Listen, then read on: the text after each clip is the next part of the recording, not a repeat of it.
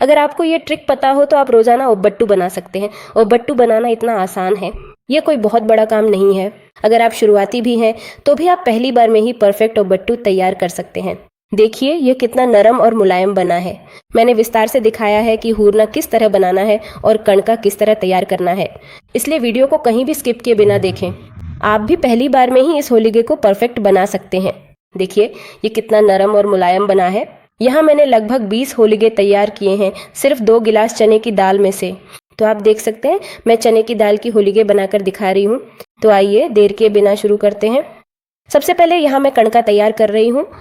इस कणका को गूंथने के बाद इसे 1-2 घंटे के लिए छोड़ देना चाहिए, इसीलिए सबसे पहले मैं यहाँ कणका तैयार कर रही हूँ।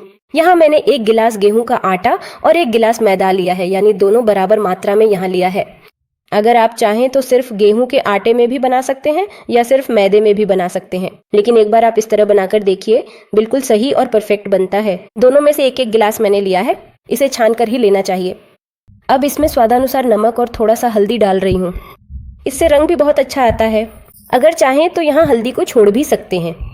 यहाँ आटा गूंथना बहुत ज़रूरी है, इसलिए थोड़ा थोड़ा पानी डालते हुए करीब 10 मिनट तक इसका आटा गूंथना चाहिए। यहाँ सारा पानी एक साथ नहीं डालना चाहिए, आटा ठीक से नहीं गूंथा जाएगा, इसीलिए थोड़ा थोड़ा पानी डालते हुए धैर्य के साथ आटा गूंथना चाहिए। जितना अच्छे से हम यहाँ आटा गूंथेंगे उतनी ही नरम और मुलायम ये रोटी तैयार होगी। अगर आटा इस तरह से गूंथा जाए तो कहीं भी नहीं फटेगा। और अगर आप यहाँ पहली बार पराठा बना रहे हैं या शुरुआती हैं तो यहाँ सिर्फ मैदा का आटा ही लें और पराठा बनाएं, बिल्कुल परफेक्ट बनेगा। ठीक है, देखिए मैंने थोड़ा थोड़ा पानी डालते हुए आटा गूंथ लिया है। यहाँ मैंने 2 गिलास आटे के लिए पूरा 1 गिलास पानी डाला है। मैंने थोड़ा थोड़ा करके आटा गूंथा है। 2-3 चम्मच पानी बचा है, वह पानी मैं यहाँ इस तरह आटे के ऊपर डाल रही हूँ। इस तरह आटे के ऊपर पानी डालने से आटा बहुत ही सॉफ्ट और मुलायम बनता है, इसलिए बचा हुआ पानी मैं यहाँ आटे के ऊपर हर जगह डाल रही हूँ। ठीक है, देखिए अब हमारा आटा तैयार है। अगर आपके पास समय हो तो इसे 1-2 घंटे के लिए छोड़ देना चाहिए। अगर समय नहीं है तो 1 घंटे के लिए भी छोड़ दें तो भी चलेगा। अब मसाले को तैयार करने के लिए मैं यहाँ कुकर में 1.5 गिलास के बराबर चना दाल डाल रही हूँ। आप तुअर दाल भी डाल सकते हैं, मैं यहाँ चना दाल धो रही हूँ। अगर आप 2 गिलास आटा लेते हैं तो 1.5 गिलास के बराबर यहाँ चना दाल लें, तो दोनों सही रहते हैं, कुछ भी ज़्यादा या कम नहीं होगा। अब मैंने चना दाल को 2-3 बार अच्छे से धोकर लिया है। अब इसमें मैं 3 से 3.5 गिलास पानी डाल रही हूँ। थोड़ा पानी ज़्यादा ही होना चाहिए क्योंकि इसी पानी से हम उब्बट्टू का सारू बनाएंगे, इसलिए मैं यहाँ ज़्यादा पानी डाल रही हूँ। थोड़ा सा हल्दी और 1 चम्मच तेल डाल रही हूँ। कुकर का ढक्कन बंद करके 2 से 3 सीटी आने तक पकाना है। यहाँ अगर आप दाल को अच्छी तरह से नरम उबालेंगे तो जो हम बनाते हैं उस हुरली का टुकड़ा पानी पानी जैसा हो जाएगा, इसलिए यहाँ दाल को आप 2 सीटी तक पकाएं। इसके बाद वैसे ही खुला भी उबाल सकते हैं, हमें पता चल जाएगा कि अंदर दाल पक गई है या नहीं। मैंने इसे 3 सीटी तक पकाया है। अब दाल सही तरह से पक गई है। पानी और इस दाल को अलग अलग करना होगा, तो इसी पानी से मैं उब्बट्टू सांभर बनाकर दिखाऊंगी। ये सांभर बहुत ही स्वादिष्ट था। इस उब्बट्टू के सांभर की रेसिपी अगले वीडियो में अपलोड होगी, आप देख सकते हैं। यहाँ दाल में 1 भी बूंद पानी नहीं रहना चाहिए। इस तरह पानी को अलग करना होगा।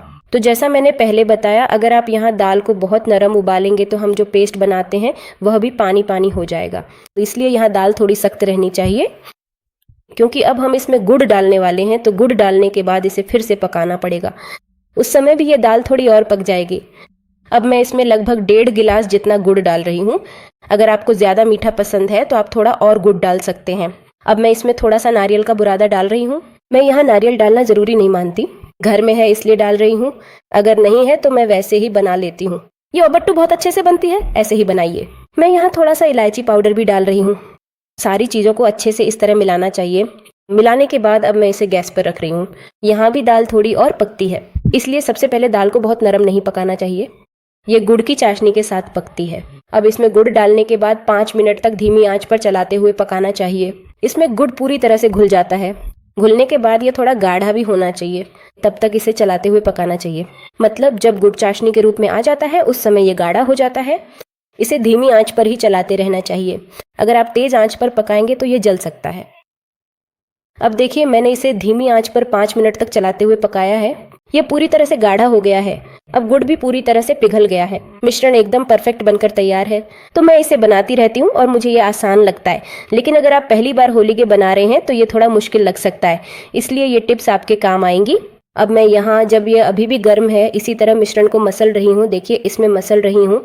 अगर आपके पास ऐसा मसलने का उपकरण नहीं है तो आप इसे मिक्सी जार में भी डाल सकते हैं। मिक्सी जार में डालते समय भी जब ये थोड़ा गर्म हो तभी डालना चाहिए, हमें ये पूरी तरह से स्मूथ बनकर मिलता है। लेकिन अगर आप इसे इस तरह मसलते हैं तो इसमें एक भी दाना नहीं बचेगा, सारा मिश्रण स्मूथ होकर यहाँ तैयार हो जाता है। अगर आप इसे इस तरह बनाते हैं, मैं भी हमेशा इसी तरह बनाती हूँ, जब मैं घर पर होलग्गे बनाती हूँ तो मैं भी यही तरीका अपनाती हूँ। देखिए मिश्रण कितना अच्छे से नरम और मुलायम बनकर आया है। यहाँ एक सलाह है, अगर आपका तैयार किया हुआ मिश्रण बहुत ज़्यादा नरम या पानी जैसा हो गया है तो आप क्या करें, इसे थोड़ी देर गैस पर रखकर हल्का सा चलाएं, इससे मिश्रण गाढ़ा हो जाएगा। अब यहाँ मैंने जो मिश्रण बनाया है वह बिल्कुल सही बना है। मैंने इसे 10 मिनट के लिए फ्रिज में रख दिया था, क्योंकि मुझे यहाँ थोड़ा सा लगा कि मिश्रण पूरी तरह से सख्त नहीं हुआ है, थोड़ा नरम लग रहा था, इसलिए मैंने इसे 10 मिनट के लिए फ्रिज में रख दिया था। अब यह बिल्कुल परफेक्ट बन गया है। आप देख सकते हैं कि हमारा मिश्रण कितनी अच्छी तरह से तैयार हुआ है। फिर यहाँ मैंने आटे को भी 1-2 घंटे तक आराम करने के लिए छोड़ दिया था। मेरे पास समय था इसलिए मैंने इसे 2 घंटे के लिए छोड़ दिया था। 2 घंटे बाद फिर से इसमें तेल लगाकर इसे नरम बना रही हूँ। 2 घंटे बाद इसमें फिर से 2-3 चम्मच तेल डाल दीजिए। इस तरह से आटे को लगभग 5 मिनट तक नरम होने तक गूंथ लीजिए। आगे चलकर उब्बट्टू या मिश्रण बिल्कुल परफेक्ट नरम और मुलायम बनेगा। इसी तरह गूंथने से ऐसा होता है। तो आटा जिस तरह से बनाते हैं वही इसमें होता है। आटा और यहाँ मिश्रण दोनों सही होने चाहिए। अगर दोनों सही हो तो यहाँ उब्बट्टू भी बिल्कुल परफेक्ट और मुलायम बनाया जा सकता है। फिर भी अगर आपको कोई कंफ्यूजन है तो आप कमेंट करके पूछ सकते हैं। देखिए ये आटा कितना सॉफ्ट और मुलायम बना है। अब मिश्रण और ये आटा दोनों तैयार हैं। यहाँ आपके लिए एक और सलाह है, अगर आप जो मिश्रण बना रहे हैं वो बहुत सॉफ्ट या पतला हो जाए तो आप उसे कॉटन के कपड़े में बांधकर निचोड़ सकते हैं, यह भी चलेगा, थोड़ी मिठास कम हो जाएगी। उस निचोड़े हुए पानी को आप सांभर में डाल सकते हैं। यहाँ मैं बटर पेपर पर पहले तेल और थोड़ा सा गेहूं का आटा लगा रही हूँ, तो आटा लगाने से यहाँ पर एक भी उब्बट्टू चिपकेगा नहीं। आप बनाकर देखिए, आपको खुद पता चल जाएगा। यहाँ मैंने थोड़ा सा आटा लिया है। आटा लेकर मैंने पूरन चना मिश्रण लिया है। सबसे पहले आटे को इस तरह से थोड़ा सा गोल बना लेना है। यहाँ जितना आटा लिया है उससे थोड़ा ज़्यादा मात्रा में पूरन होना चाहिए। इसे इस तरह से अच्छे से पैक कर लेना है, बस इतना ही। तो जैसा कि पहले बताया था, अगर आप यहाँ आटा और पूरन दोनों को परफेक्ट तरीके से बना लें तो हम यहाँ परफेक्ट तरीके से होलीगे पूरी तैयार कर सकते हैं। देखिए ये कितनी सॉफ्ट और मुलायम बनी है। ये जो हमने यहाँ भरा है वह नीचे की तरफ होना चाहिए। यहाँ आप इस तरह से बटर पेपर या फिर प्लास्टिक शीट्स पर भी बना सकते हैं, या अगर केले का पत्ता हो तो उस पर भी बना सकते हैं। मैं यहाँ आपको 2 तरीकों से उब्बट्टू बनाकर दिखा रही हूँ। सबसे पहले इसे इस तरह बेल कर लेना चाहिए, या आप आराम से हाथ से भी इसे बेल सकते हैं, या बेलन की मदद से भी इस तरह बना सकते हैं। तो मैं आपको एक और तरीका दिखाकर बना रही हूँ। ये भी देखिए, ये कितनी सॉफ्ट और मुलायम बनी है। फिर आप जितना पतला चाहें उतना पतला बना सकते हैं। देखिए हाथ से भी इस तरह थपथपाएं तो काफ़ी है। बहुत ही सॉफ्ट और मुलायम होलीगे तैयार कर सकते हैं। ठीक है, देखिए इस तरह भी आप हाथ से थपथपाकर इसे बना सकते हैं। ये बहुत ही सॉफ्ट और मुलायम बनता है। देखिए ये भी कितना अच्छे से बना है, मतलब आपको जैसे सुविधाजनक लगे वैसे बना सकते हैं। यहाँ तवा भी गर्म हो गया है। अब इसमें घी या तेल लगाकर मीडियम गैस पर दोनों तरफ से गोल्डन ब्राउन होने तक इस तरह सेंक लेना है। मैं यहाँ इसे थोड़ा गोल्डन ब्राउन होने तक सेंक रही हूँ। अगर आपको इतना गोल्डन ब्राउन पसंद नहीं है तो पहले ही निकाल सकते हैं। इसे बनाते समय थोड़ा घी लगाकर सेंकें, इससे उब्बट्टू का स्वाद बहुत अच्छा आता है।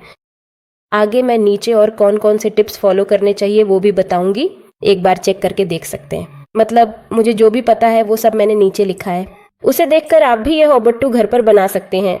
देख सकते हैं कि यह कितनी सॉफ्ट और मुलायम बनी है। यह बहुत ही सॉफ्ट और मुलायम बनी थी, और इस उब्बट्टू के सांभर को भी मैं अगले वीडियो में दिखाऊंगी। इस उब्बट्टू का सांभर तो बहुत ही स्वादिष्ट होता है। आप इसे 1, 2 या 3 दिन तक रखकर पी सकते हैं या खा सकते हैं। ओके, आप सभी का बहुत बहुत धन्यवाद। अगर आपको ये उब्बट्टू की रेसिपी थोड़ी भी पसंद आई हो तो एक लाइक ज़रूर करें, और इस उब्बट्टू के सांभर का वीडियो अगले वीडियो में अपलोड होगा, आप देख सकते हैं जी।